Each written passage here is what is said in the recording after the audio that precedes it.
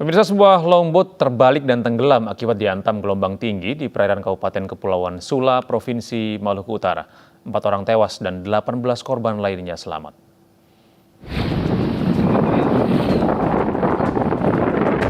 Empat orang tewas saat longboat yang ditumpangi 22 orang termasuk awak kapal tenggelam diterjang gelombang tinggi di perairan Kabupaten Sula, Provinsi Maluku Utara. Tim SAR menyelamatkan 18 korban, sementara 4 lainnya meninggal dunia. Seluruh korban kemudian dibawa ke rumah sakit terdekat di Sanan. Dan tim langsung melaksanakan evakuasi dan pencarian terhadap korban tersebut. Dan diketemukan korban sebanyak 18 orang dalam keadaan selamat dan 4 orang dalam keadaan meninggal. Setelah itu korban 4 orang meninggal itu dievakuasi menuju ke rumah sakit. Longboat sebelumnya berlayar dari Sanan, Kabupaten Kepulauan Sula, menuju Kecamatan Mangoli pada Minggu pagi. Namun kapal tenggelam saat berada di antara kawasan Sanan dan Pulau Mangoli. Dari Ternate, Maluku Utara, Ismail Sangaji, iNews melaporkan. Sebuah truk tangki menabrak warung dan toko di Banyuwangi akibat rem yang tidak berfungsi. 4 orang tewas dalam kejadian itu.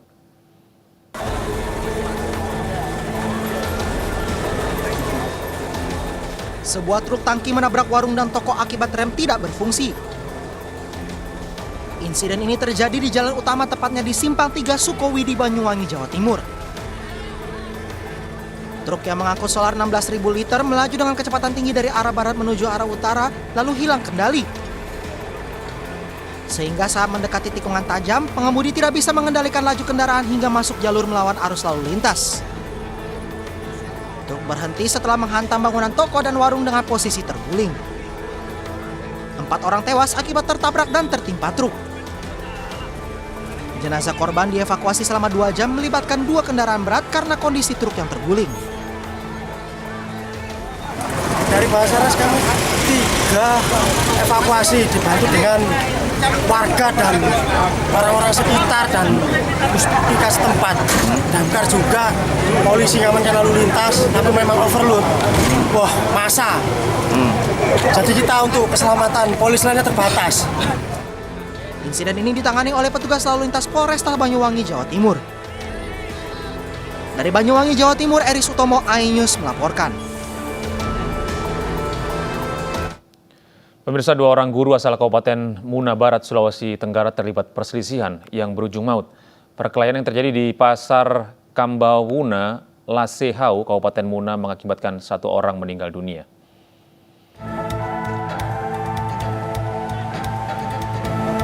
Inilah video amatir yang direkam warga usai kejadian perkelahian antara 2 orang guru yang merupakan tetangga satu desa di Pasar Kambawuna, Lasehau, Kabupaten Muna, Sulawesi Tenggara, Minggu pagi. Seorang pria berlumuran darah bernama Latapasi, 55 tahun, guru di SDN 3 Lawa, korban pembacokan temannya sendiri, Laharidin, 47 tahun, guru di SMPN 2 Lawa yang masih tetangga satu desa. Korban sempat dibawa ke Puskesmas Kabawo, namun nyawanya tak dapat diselamatkan usai kehilangan banyak darah akibat luka sabetan senjata tajam di kepala. Kapolsek Kabawo, Ibtullah Impi, mengatakan sebelum kejadian kedua guru itu sempat cekcok, lalu kemudian terjadi perkelahian hingga 1 orang meninggal dunia. Sementara pelaku menyerahkan diri usai melakukan pembacokan. Kejadiannya itu sekitar jam 05.30, Pak. Pelaku langsung datang mengamankan diri di kantor polisi. Setelah itu anggota langsung ke TKP, Pak. TKP-nya ya seperti ini di Pasar Kambawuna ini, Pak. Di lokasi kejadian, petugas juga menemukan sebilah parang yang diduga digunakan pelaku melakukan pembacokan. Petugas kepolisian dari Polsek Kabawo masih melakukan olah tempat kejadian perkara serta mengumpulkan saksi-saksi yang melihat saat kejadian. Sementara jenazah korban telah diserahkan ke pihak keluarga untuk disemayamkan di rumah duka. Dari Kabupaten Muna Barat, Sulawesi Tenggara, Febriono Tameng, iNews melaporkan. Ketua DPP PDI Perjuangan Puan Maharani bertemu dengan Ketua Umum Partai Kebangkitan Bangsa Muhaimin Iskandar. Keduanya bertemu dan berziarah bersama ke makam Ayahanda Puan, Taufik Kimas, di Taman Makam Pahlawan Kalibata, Jakarta.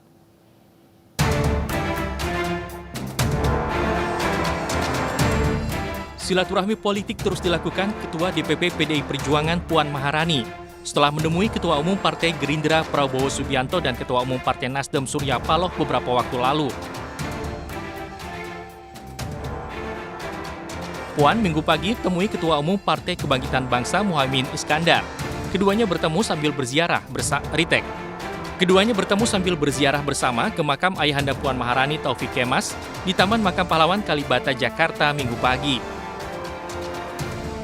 Puan didampingi Ketua Bapilu PDIP Bambang Wuryanto atau Bambang Pacul dan Bendahara Umum PDIP Ahmad Basarah. Sedangkan Caimin didampingi Wakil Ketua Umum PKB Jazilul Fawait dan elit PKB lainnya. Baik Puan maupun Caimin mengatakan kedekatan dan kerjasama PDIP dan PKB bukanlah hal baru. Meski PKB sudah mendeklarasikan diri berkoalisi dengan Partai Gerindra, kemungkinan berkoalisi dengan PDIP di Pilpres 2024 mendatang masih tetap terbuka. Dan perjalanan koalisi masih 1 tahun. Ini moga aja rintisan-rintisan terus, perkembangan akan dinamis. Yang jelas kita berharap PDIP bisa terus bareng PKB. Seperti sekarang. Kalau dengan Gerindra, ya memang yang tertulis baru dimulai dengan Gerindra. Mungkin nanti akan terus. Jadi dinamika yang ada ke depan ini karena masih 1 tahun, saya rasa masih bisa terus terbangun, terbuka, bagaimana kemudian menyamakan visi, misi, dan cita-cita yang sama sehingga nantinya ya namanya dinamika politik itu tidak ada yang mungkin tidak terbuka. Yang pasti pertemuan ini membuka ruang bagi kita berdua untuk bisa selalu berkomunikasi. Ya mungkin aja, nggak ada yang nggak mungkin dalam politik. Ini bisa ketemu ini aja udah satu sinyal bahwa kemungkinan ke depannya itu bisa saja ada dinamika lain. Ya kan gitu saya. Nah.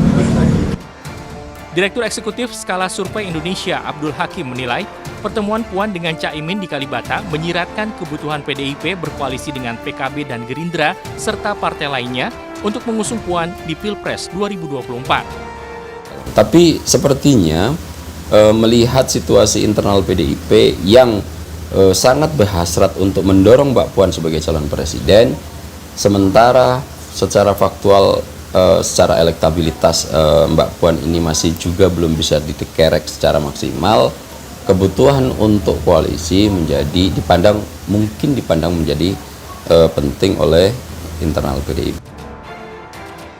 Bergabungnya PDIP dengan PKB dan Gerindra akan menjadi kekuatan politik besar di 2024 yang harus diperhitungkan lawan.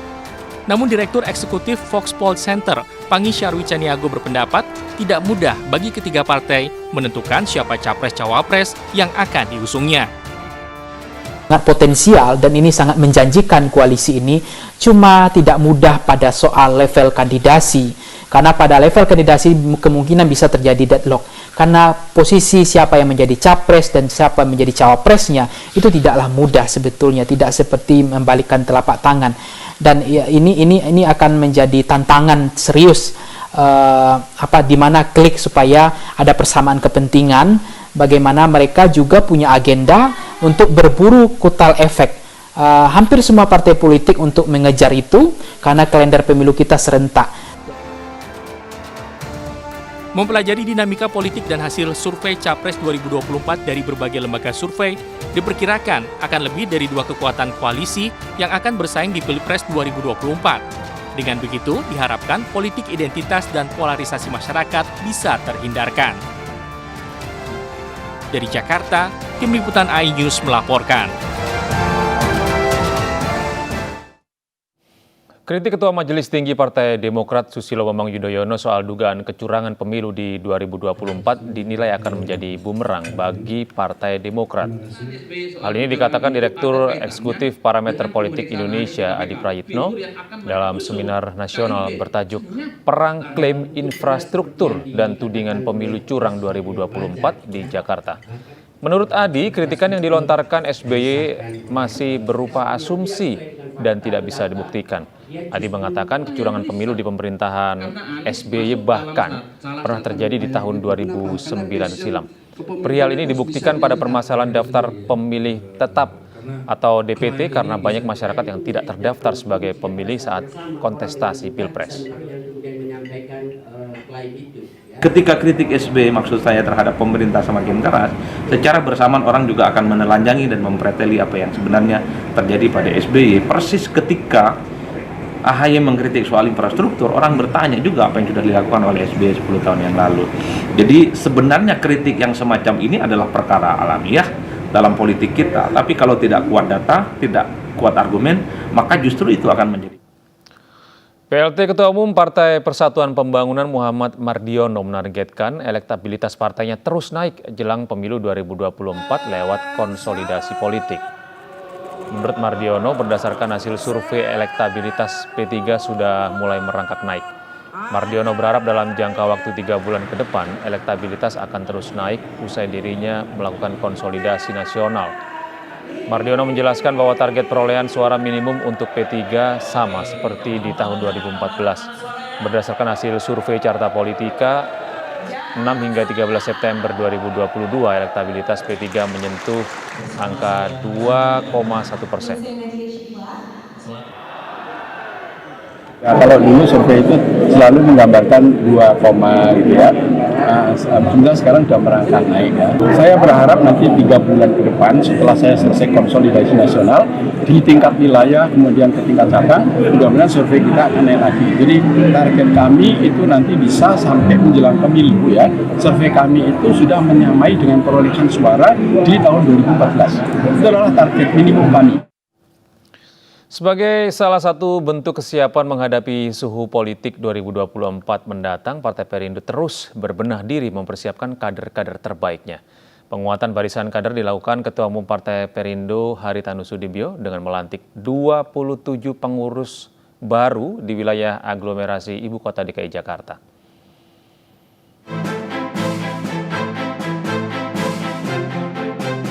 DPW Partai Perindo DKI Jakarta terus berupaya memperkuat struktur partai dan menyiapkan kader-kader terbaiknya di berbagai wilayah untuk menghadapi pemilu 2024.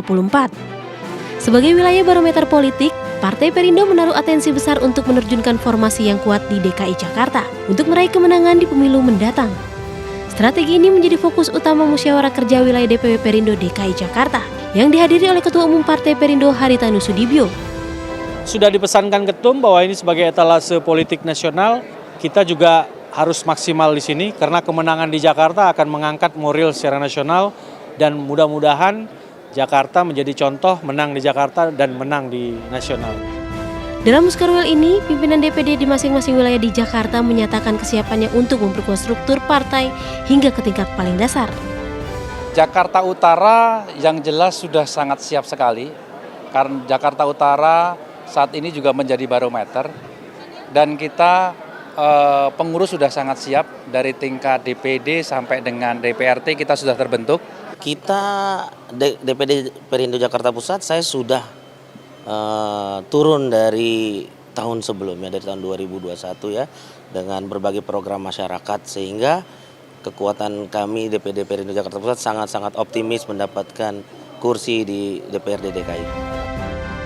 Muskerwil DPW Partai Perindo DKI Jakarta membahas 4 agenda penting, yakni persiapan verifikasi faktual, konsolidasi pengurus dan kader, merumuskan program partai, serta strategi pencalekan. Hasil muskerwil ini diharapkan ikut membantu target Partai Perindo meraih 60 kursi DPR RI di Senayan. Dari Jakarta, Esra Ambarita Yulisa Febiola, iNews melaporkan. Gubernur DKI Jakarta Anies Baswedan mendapat dukungan sebagai calon presiden pada Pilpres 2024 mendatang dalam musyawarah nasional Forum Komunikasi Antar Simpul Relawan Anies. Dalam musyawarah nasional tersebut, para relawan yang hadir dari seluruh Indonesia berkomitmen untuk bergerak dengan mengedepankan politik beretika dalam mendukung Anies Baswedan sebagai presiden 2024. Ratusan orang yang hadir merupakan perwakilan dari 90 simpul relawan seluruh Indonesia dengan berlatar belakang yang berbeda. Musyawarah nasional ini dilakukan atas inisiatif relawan sendiri dengan biaya swadaya yang dikeluarkan secara mandiri.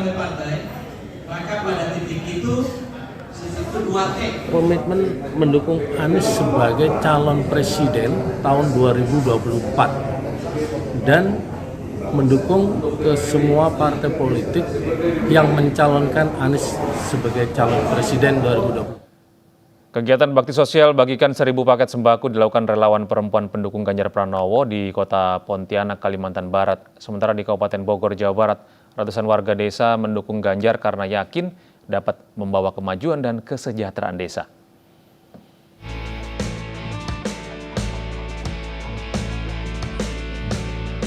Ratusan warga desa di Kabupaten Bogor, Jawa Barat menyatakan dukungan kepada Ganjar Pranowo di Pilpres 2024 mendatang.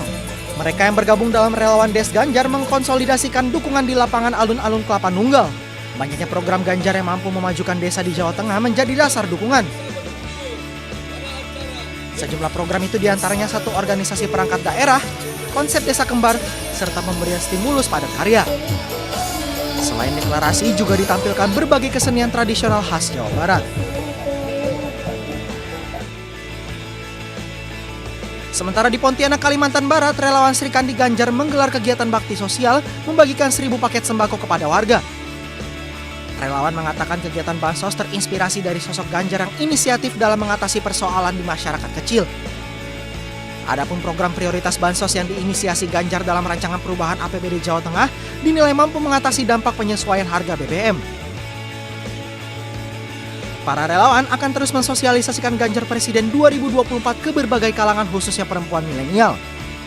Mereka yakin Ganjar dapat membawa Indonesia ke arah yang lebih baik dan maju di masa mendatang. Tim Liputan iNews melaporkan. Bantu meringankan lonjakan harga kebutuhan pokok, relawan UKM pendukung Sandiaga Uno di Jakarta menjual sembako di bawah harga pasaran. Sedangkan di Nganjuk, Jawa Timur, relawan menggelar pelatihan pembuatan sabun cuci piring kepada ratusan warga.